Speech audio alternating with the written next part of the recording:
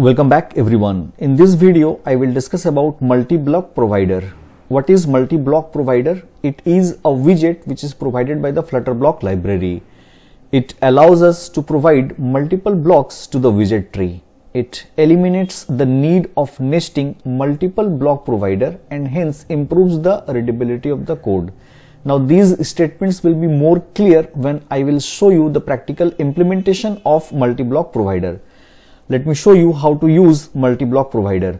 Now this is the same project which I have used in the last video. Here what I will do, I will copy this floating action button. Let me copy this here and paste it. And let me remove this statement from on pressed. I will remove tooltip and instead of icon here I will use text widget, and in the text widget I will pass the text as so. And let me copy this once more, paste it here, and let me change the text to hide. Now if I save this and if you can show the output, then you can see that this show and hide buttons are there. Now in the UI here what I will do, I will use a visibility widget, and in the child I will use container. In the container I will use color, and in the color I will give the color as colors.purple, and let me specify a width of the container as 200 and height as 200.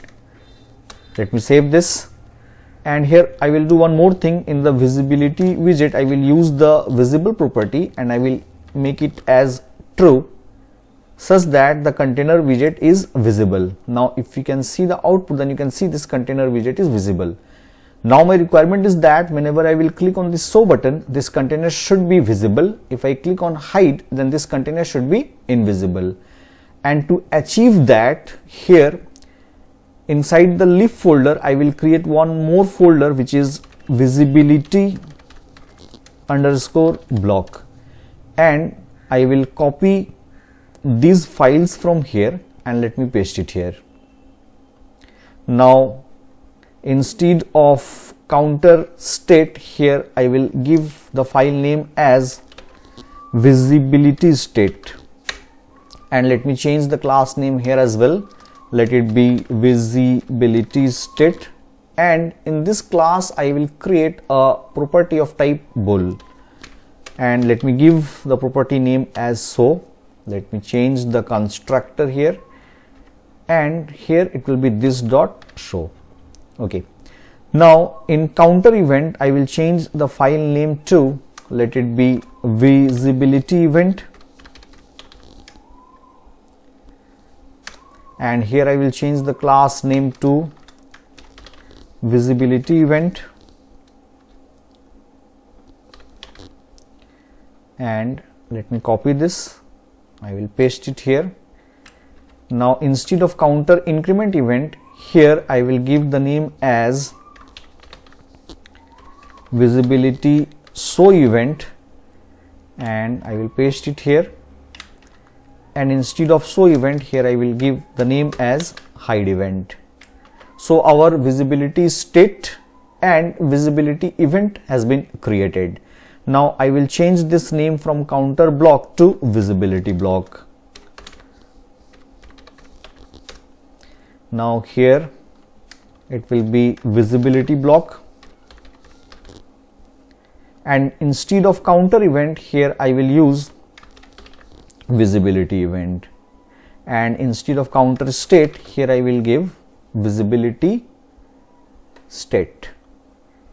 Now let me change the constructor here, and by default here also it will be, instead of counter state it will be visibility state, and here I need to use the show property, and by default it will be true. Okay, now we need to generate two events. As you can see in the output, we need to generate two events, one for the show and one for the hide. Whenever I will click on the show button, at that time visibility show event will be generated. This means actually this one, visibility show event will be generated, and whenever I will click on this hide button, at that time visibility hide event will be generated.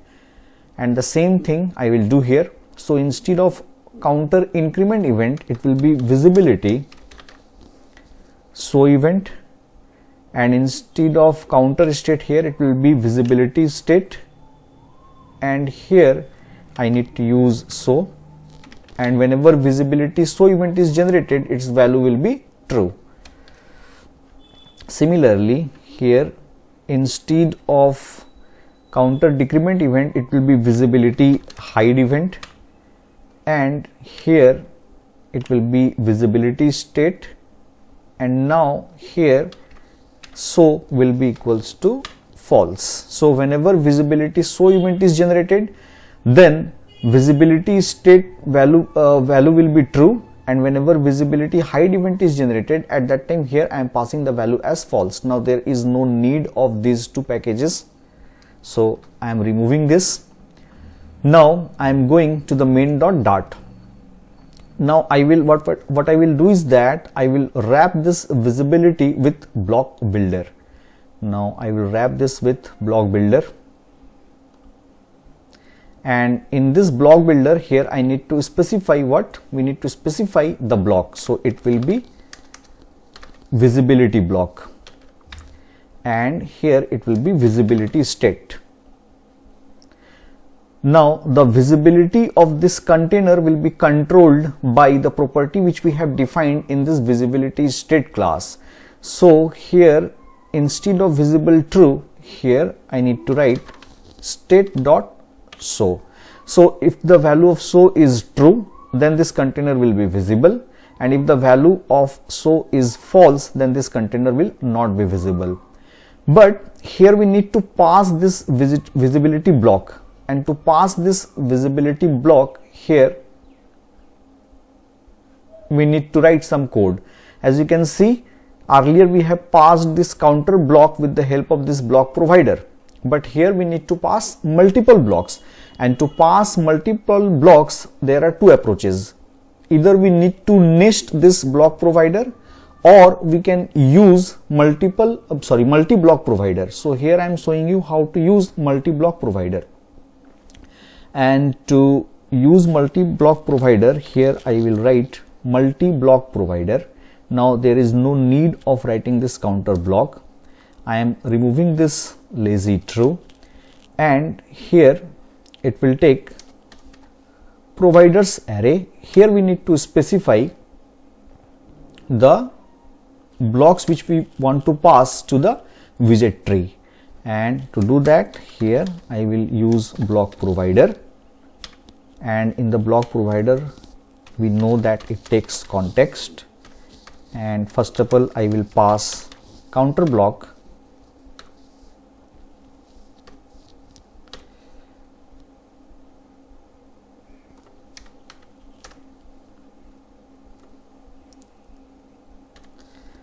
let me copy this, let me paste it here, and here I need to pass one more, that is visibility block.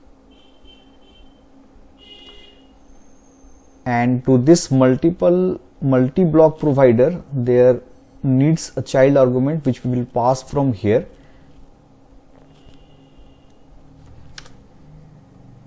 Okay, fine. So with the help of this multi-block provider we are passing these two blocks to the widget tree, that is counter block and visibility block. Now let me save this. Now in the floating action button here in on pressed we need to call, or we need to generate the events. Whenever I will click on the show button we need to generate visibility show event, and whenever I will click on the hide button, at that time we need to generate the visibility hide event. And to do that here I will write, or what I can do is that I can copy this, paste it here. Now here the block name will be visibility block, and here we need to generate which event? Here we need to generate the visibility show event. So here I will write visibility show event, and I will copy this and paste it here, and now it will be visibility hide event. Now if I save this, so the initial value of show in visibility state was true. If you remember visibility block, here initially we have passed the value as true, that's why this container is visible. But if I click on this hide, then you can see that container is invisible, and if I click on show, then this container is visible. as well as if I click on this plus, then you can see the counter value is incrementing, and if I click on this minus, then the counter value is decrementing. This is how we can use multi-block providers, by using this statement. But if you don't use multi-block provider, then we need to nest the block providers, and that nesting code here I have already written. Let me copy this. What I will do is that I will simply comment this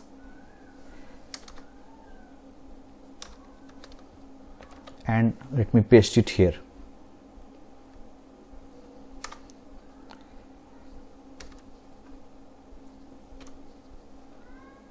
Okay, so if you don't use multi-block provider, then in this way you need to nest the block provider, and if you write the code like this, it will reduce the maintainability and the readability of the code. That's why instead of nesting the block providers, it is recommended to use multi-block provider. Now let me save this and let me show you whether it is working or not. If I click on hide, then it is hidden. If I click on show, then it is visible. If I click on plus, then you can see counter value is incrementing. If I click on minus, the counter value is decrementing.